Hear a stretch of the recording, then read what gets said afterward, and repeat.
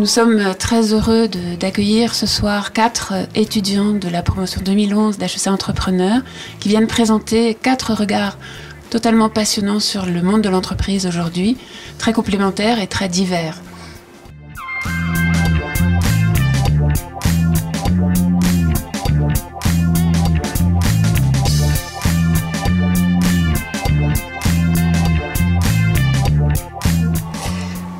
Donc l'entrepreneuriat social aujourd'hui, c'est un nouveau mot qui est un peu à la mode, qu'on voit émerger dans pas mal de journaux, au sein de pas mal de conférences, et en fait qui présente un secteur qui est porté avant tout par des entrepreneurs, donc qui ont développé un modèle économique fiable qui se repose sur une stratégie.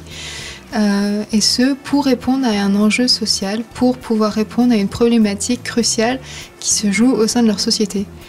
Donc quel est l'avenir de ces entrepreneurs liés au contexte économique actuel ? Tout d'abord, on voit qu'ils se sont notamment développés suite aux restrictions budgétaires qu'ils ont pu vivre, puisqu'il y a un certain nombre d'entrepreneurs qui sont issus du milieu associatif et qui ont cherché à développer des modèles plus pérennes pour assurer l'avenir de leur action sociale.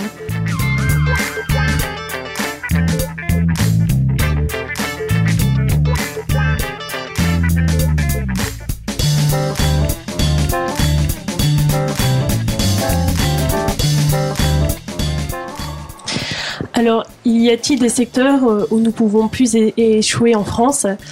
Eh bien oui, je pense les secteurs où on peut en sortir des échecs intelligents, donc à savoir les entreprises innovantes, où il faut aller au-delà. C'est-à-dire que si on n'a pas échoué, c'est qu'on n'est pas allé assez loin.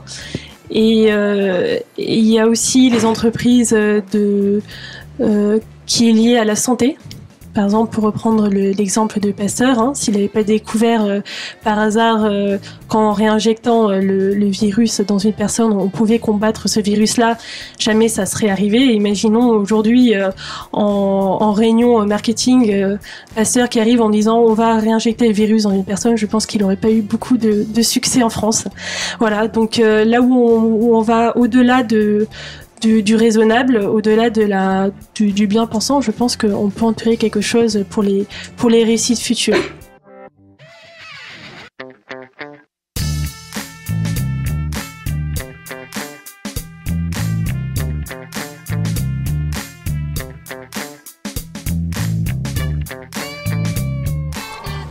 Donc il n'y a pas de façon idéale de fixer la rémunération d'un dirigeant, tout simplement parce qu'un mécanisme dans une certaine entreprise ou au sein d'une certaine banque ne va pas marcher dans une autre entreprise qui n'aura pas les mêmes caractéristiques, qui ne sera pas sur le même secteur, qui ne sera pas soumis aux mêmes pressions sociales ou politiques, aux mêmes pressions de ses actionnaires, aux mêmes pressions de ses salariés éventuellement.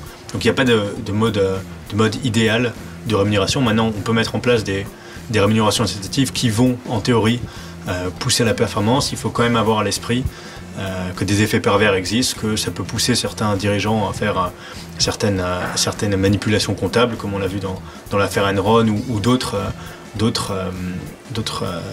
mécanismes plus ou moins légaux pour modifier la performance de l'entreprise afin de s'attribuer des bénéfices. Donc il n'y a pas de mécanisme idéal. Maintenant, certains mécanismes tendent à le devenir, mais il faut prendre en compte que c'est des mécanismes extrêmement relatifs au type de l'entreprise.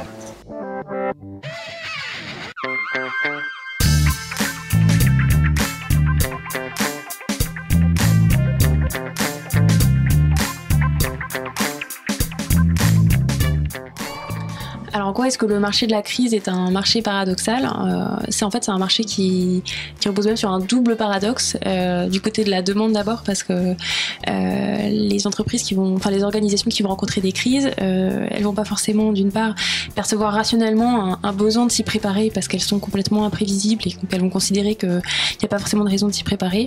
Parce que si de manière un peu plus irrationnelle, il y a des espèces de mythes d'immunité qui font que les organisations vont tenir un discours qui va aller un peu à l'encontre de la nécessité de se préparer. On va pas se sentir forcément responsable de ce qui arrive, ou considérer que c'est pas forcément qu'on n'est pas forcément maître de la situation et que de toute façon c'est tellement aléatoire que c'est pas nécessaire de s'y préparer. Et du côté de l'offre aussi de crise, il y a un autre paradoxe, c'est que les professionnels qui interviennent sur ce marché, ils doivent entrer directement en contact, enfin, au cœur même de l'entreprise et de ses intérêts stratégiques, dans un contexte où elle est en plus menacée très fortement sur sa pérennité, sur ses intérêts vitaux, dans un contexte extrêmement tendu et stressant. Donc il faut qu'ils suscitent immédiatement la confiance, et en même temps il faut qu'ils gardent une discrétion totale sur leurs activités passées, qu'ils sachent rester complètement invisibles. Donc c'est pas évident d'une part non plus de se faire accepter sur ce marché, de se bâtir une légitimité. Donc on est face à la fois à un besoin introuvable et à une légitimité, une crédibilité quasiment impossible à fonder, en tout cas par les moyens traditionnels. Je crois que c'est une occasion assez unique de rencontrer directement à la fois des entrepreneurs, des responsables de ressources humaines, enfin des hommes d'entreprise, et des jeunes étudiants qui sont déjà rentrés dans la vie professionnelle et qui font part de leur dernier travail de réflexion, de recherche, avant de rentrer dans la vie professionnelle. Pour eux, c'est un exercice un peu de retour vers le passé, sinon vers le futur, dans la mesure où ils ont à retravailler ce qu'ils ont, le mémoire qu'ils ont présenté, mais c'est l'occasion aussi de prouver que dans l'entrepreneuriat, il y a beaucoup de richesses et beaucoup de travaux et beaucoup de thèmes qui sont abordés.